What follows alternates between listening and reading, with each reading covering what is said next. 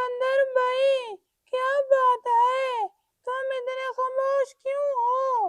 آج تمہارے چہرے پر وہ مسکراہٹ نہیں دیکھی جو ہمیشہ نظر آتی ہے۔ بانو چڑیا، کیا بتاؤں، دل کچھ پریشان سا ہے، جیسے کچھ کھو گیا ہو، زندگی میں کچھ نیا نہیں آ رہا۔ یہ کیا کہہ رہی ہو؟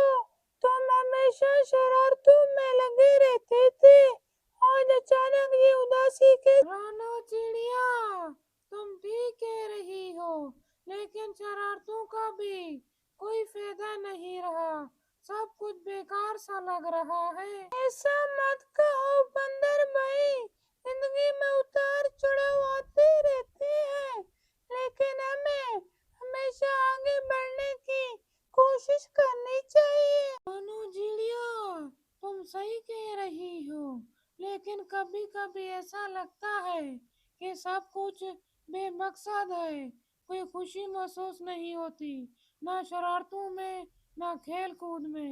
میں ایک کہانی سناؤں؟ شاید اس سے تمہارے دل ہلکا ہو جائے اور تمہیں زندگی میں دوبارہ خوشی ملے۔ بانو چڑیا، کیسی کہانی؟ ایک وقت کی بات ہے، ایک چھوٹا سا چڑیا تھا جو ہمیشہ اداس رہتا تھا۔ وہ سوچتا تھا کہ وہ بہت کمزور ہے اور اس کی کوئی اہمیت نہیں ہے۔ بانو چڑیا، اچھا پھر کیا ہوا؟ وہ ہمیشہ خود کو دوسروں سے کم تر سمجھتا تھا، لیکن ایک دن جنگل میں زوردار طوفان آیا، ہوا تیز ہو گئی اور تمام جانور اپنے اپنے گھروں میں چھپنے لگے، لیکن جنگل کے بادشاہ شیر کا بچہ درختوں کے نیچے اکیلا رہ گیا، کوئی اس کی مدد کرنے کی ہمت نہیں کر رہا تھا۔ بانو چڑیا، وہ شیر کا بچہ، اس کی مدد کرنے والا کوئی نہیں تھا؟ کوئی نہیں، سب جانور خوفزدہ تھے کہ شیر کو چھونے سے کہیں وہ خود نقصان نہ اٹھائے، لیکن اس چڑیا نے جو خود کو ہمیشہ کم تر سمجھتا تھا ہمت کی اور اس بچے کے قریب جا پہنچا۔ بانو چڑیا، تو پھر چڑیا نے کیا کیا؟ چڑیا نے اپنی چھوٹی چونچ سے اس شیر کے بچے کو اپنے پروں کے نیچے لیا اور اسے اپنی چھوٹی سی پناہ میں محفوظ کر لیا۔ وہ شیر کا بچہ جو خطرے میں تھا، چڑیا کے پروں میں محفوظ ہو گیا اور طوفان گزرنے تک اس کی دیکھ بھال ہوتی رہی۔ بانو چڑیا، یہ تو حیرت انگیز بات ہے، چڑیا نے شیر کے بچے کو بچا لیا۔ ہاں، اور جب طوفان ختم ہوا تو شیر کا بچہ اپنی ماں کے پاس واپس چلا گیا۔ جنگل کے سب جانور حیران تھے کہ اتنی چھوٹی چڑیا نے کیسے ایک بڑی مشکل کا سامنا کیا۔ تب چڑیا کو احساس ہوا کہ اس کی اہمیت کتنی زیادہ ہے۔ بانو چڑیا، یہ واقعی ایک خوبصورت کہانی ہے، تو پھر چڑیا نے کیا سیکھا؟ چڑیا نے یہ سیکھا کہ اس کی جسامت یا کمزوری اہم نہیں تھی، اصل اہمیت اس کی ہمت اور جذبے کی تھی۔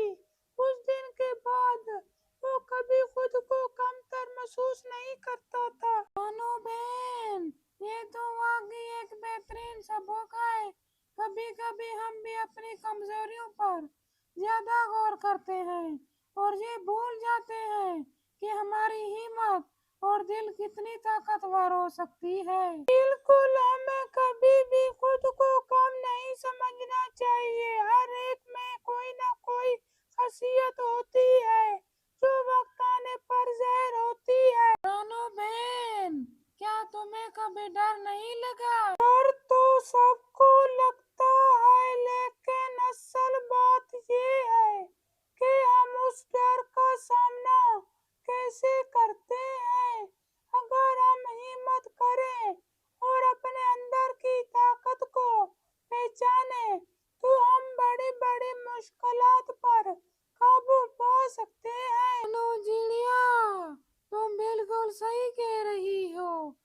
میں بھی شاید خود کو کمزور سمجھتا رہا ہوں، حالانکہ میرے اندر بھی کچھ نہ کچھ ہمت ضرور ہے۔ بالکل، تم تو جنگل کے سب سے چلاک جانور ہو، تمہاری چستی اور عقل کی کوئی برابری نہیں کر سکتا۔ بانو بہن، تمہاری کہانی نے میرے دل کو بہت ہلکا کر دیا ہے۔ اب میں بھی زندگی کو ایک نئے انداز سے دیکھوں گا۔